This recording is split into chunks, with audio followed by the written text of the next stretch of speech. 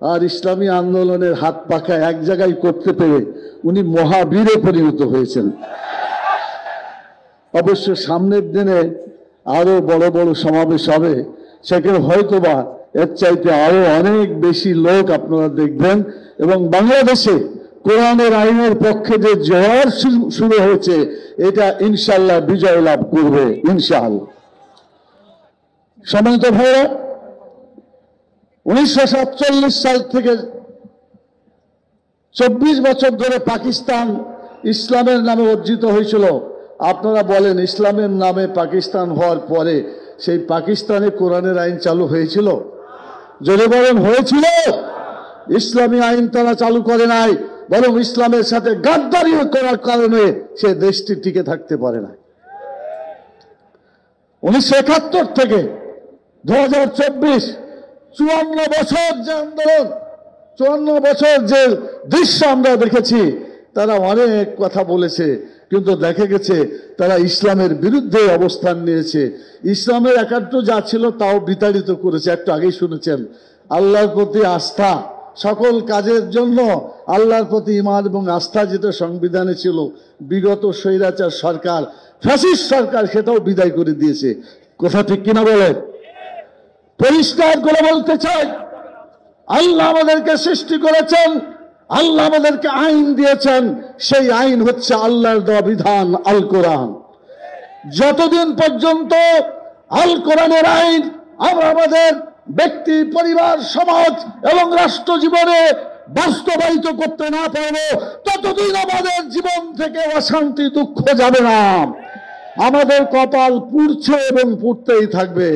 আমি জিজ্ঞেস করতে চাই, আগামী নির্বাচনে আল কোরআনকে জাতীয় সংসদে দিতে হবে, রাজি আছেন?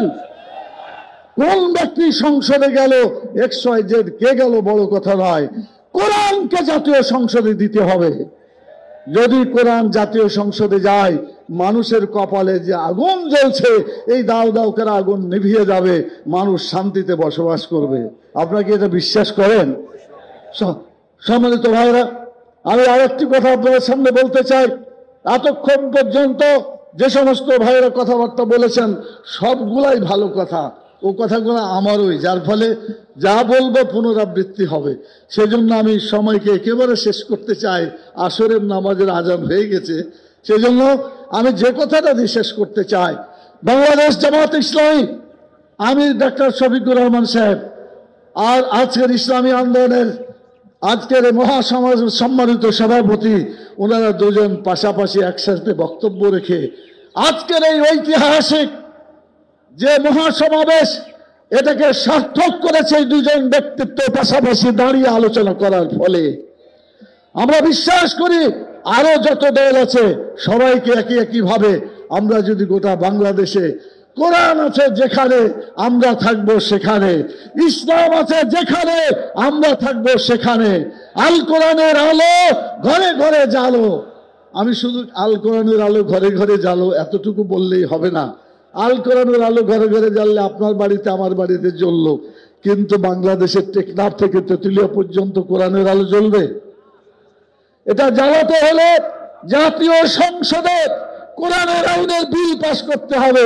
এটা যদি পাস হয়ে যায়, তখন টেকনাফ থেকে তেঁতুলিয়া পর্যন্ত সকলের বাড়িতে কোরআনের আলো জ্বলবে ইনশাআল্লাহ। এই আলোকে কেউ নিভাতে পারবে না।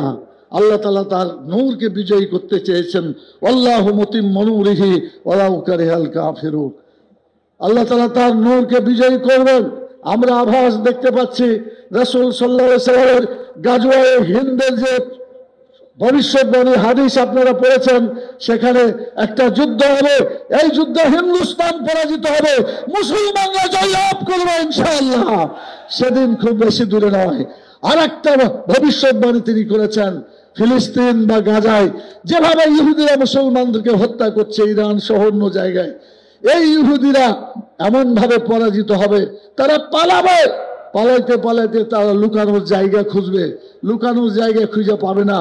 তখন শেষ পর্যন্ত হাজার ও সাজার, হাজার মানে পাথর আর সাজার মানে গাছ, গাছের পিছনে, পাথরের পিছনে তারা লুকাবে।